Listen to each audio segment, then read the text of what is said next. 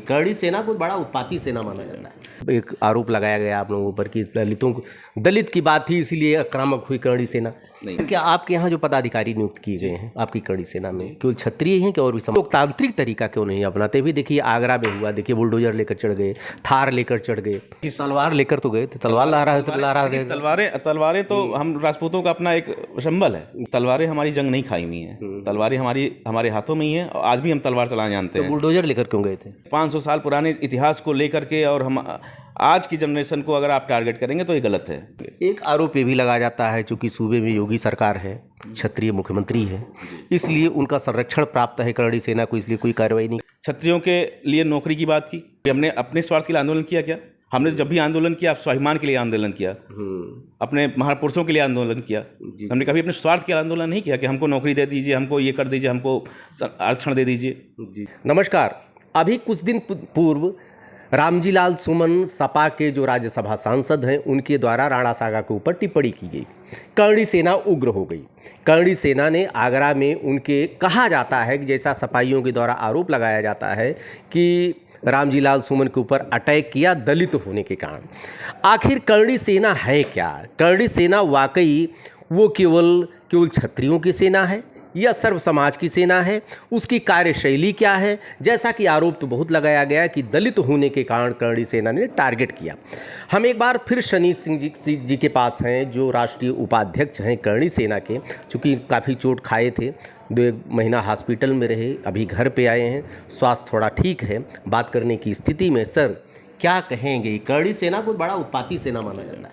नहीं, ऐसा नहीं है। करणी सेना माँ करणी के नाम पर बनाई गई सेना है और माँ करणी जो है माँ हमारे कुल देवी हैं, हमारी इष्ट देवी हैं और माँ करणी को जो है न्याय की देवी माना जाता था राजस्थान में, तो उन्हीं के नाम पे सेना बनाई गई करणी सेना। उसमें जो है पूर्ण रूप से राजपूतों का ही इसमें संगठन है और राजपूतों का ही संगठन? हाँ, राजपूतों का ही संगठन है ये। इसमें जो है देखिए संगठन और राजनीति में अंतर होता है।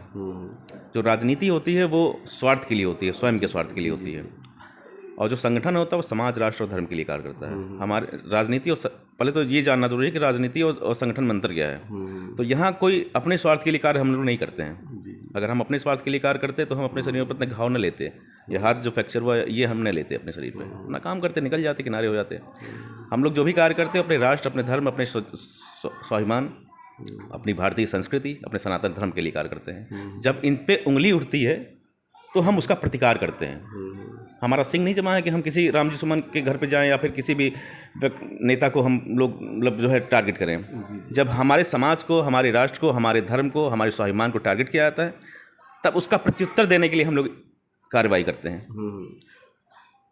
देखिए राजनीति में हम समाज और राष्ट्र और धर्म की बात करें, हम अपने समाज के उत्थान की बात करें, हम धर्म के लिए, हम अपने राष्ट्र के उत्थान की बात करें, समझ में आता है।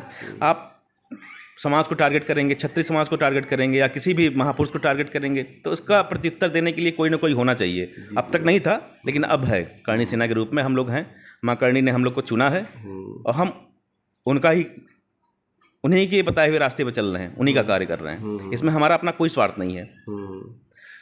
तो यही है, हम लोग बता दिया आपको जो है ये हमारा कर्तव्य है। जो ये कहा जाता है कि केवल दलितों के लिए ही जो एक आरोप लगाया गया आप लोगों पर कि दलित की बात थी इसीलिए आक्रामक हुई करणी सेना। नहीं, ऐसा कुछ नहीं था। दलित तो हम लोग जानते ही नहीं थे। जब मतलब राणा सागा पे टिप्पणी हुई तभी आप लोग ऐसा जानकारी ही नहीं थी इस विषय के बारे में, कोई दलित हैं वो तो बाद में पता चला ना कि वो दलित हैं।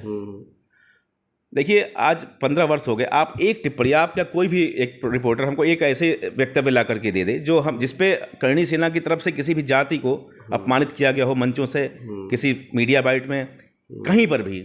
हमने तो हमेशा अपने मंच से अपने धर्म के लिए जय श्री राम के नारे लगाए, सनातन धर्म की बातें की, सर्व समाज को लेकर चलने की बातें की।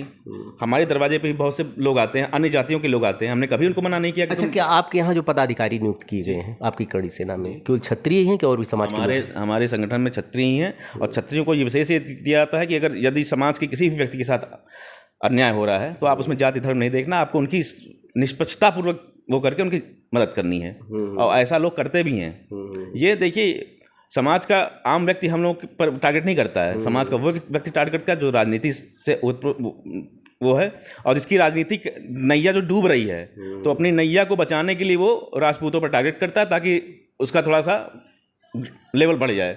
बाकी कोई ऐसा व्यक्ति जो है हम पर टारगेट नहीं करता है।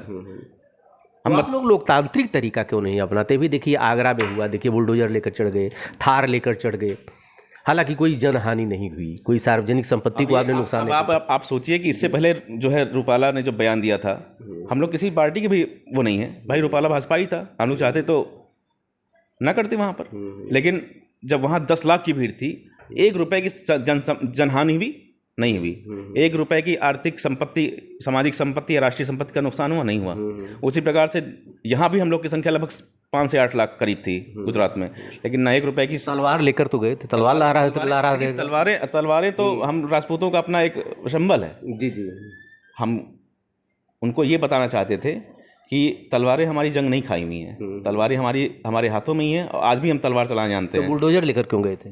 देखिए, बुलडोजर लेकर जाने का जो हमारा उद्देश्य था वो केवल यही था कि हमको नुकसान नहीं पहुंचाना था, उनको हमें ये भय वो उनके मन में निकालना था कि भाई अगर आप हमारे समाज के खिलाफ बोलेंगे तो हम ये कार्रवाई भी कर सकते हैं। समझे आप? हमको अगर उनका नुकसान करना होता है तो बहुत से तरीके हैं नुकसान करने के। उस दिन हमारी 7-8 लाख की संख्या थी, हमको अगर नुकसान करना होता तो हमको कितने पुलिस वाले हमको रोक लेते आप? क्या भाई 1000 पुलिस वाले हमको रोक पाएंगे, 1000 डंडे रोक पाएंगे हमको? लेकिन हमको उनका नुकसान नहीं करना था, हमको बस ये बताना था कि आपके द्वारा किया गया जो दिया गया वक्तव्य था वो गलत था, राष्ट्रद्रोही था, समाज के लिए सही नहीं था। तो ऐसे वक्तव्य का इस्तेमाल ना करें जिससे किसी समाज को ठेस पहुंचे। हम लोग नहीं करते हैं, बहुत सी चीज़ें हैं, हम लोग अगर करने पे आएंगे बहुत सी चीज़ें करेंगे, लेकिन नहीं करते। हम जानते हैं कि यार किसी हमारे एक वक्तव्य से किसी समाज को अगर नुकसान पहुंचे, उसको मानसिक टेंशन हो या फिर उसको आघात लगे, तो हम ऐसा कार्य क्यों करें? हम तो प्रेम भाव से अपने लोगों को, जो हमारा एक दायित्व है कि एक क्षत्रिय का क्या दायित्व है कि वो अपने धर्म की रक्षा करे, अपने समाज की रक्षा करे। बस क्षत्रिय मतलब होता है क्षत्रप। आप हमारे पास आएँ तो ये उससे आए कि इस दरवाजे पर हम अगर पहुँचेंगे तो हमारी जो है मदद होगी। लेकिन हमको जो है पुराने 500 साल पुराने इतिहास को लेकर के, और हम आज की जनरेशन को अगर आप टारगेट करेंगे तो ये गलत है।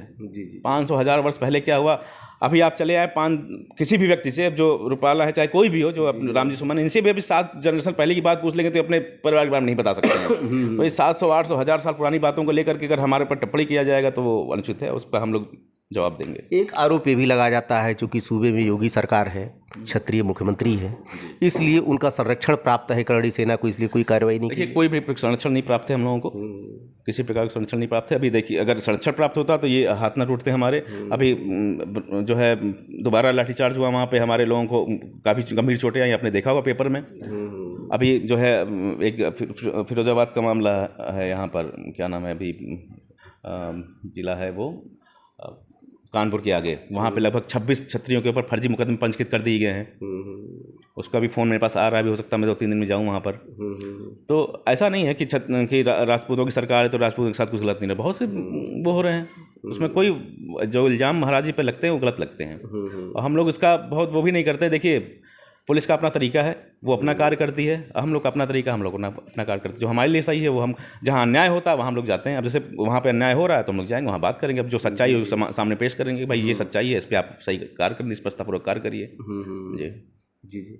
तो कुल मिला के एक लाइन में अगर पूछा जाए तो आपके पूरा मोटो क्या है, आपके करणी सेना का मुख्य उद्देश्य है अपने भारतीय संस्कृति का संरक्षण, जो भी कुरीतियाँ हैं समाज में उसको समाप्त करना, जो क्षत्रिय धर्म था हमारा उस पर कार्य करना, जिसको हम भूल गए थे।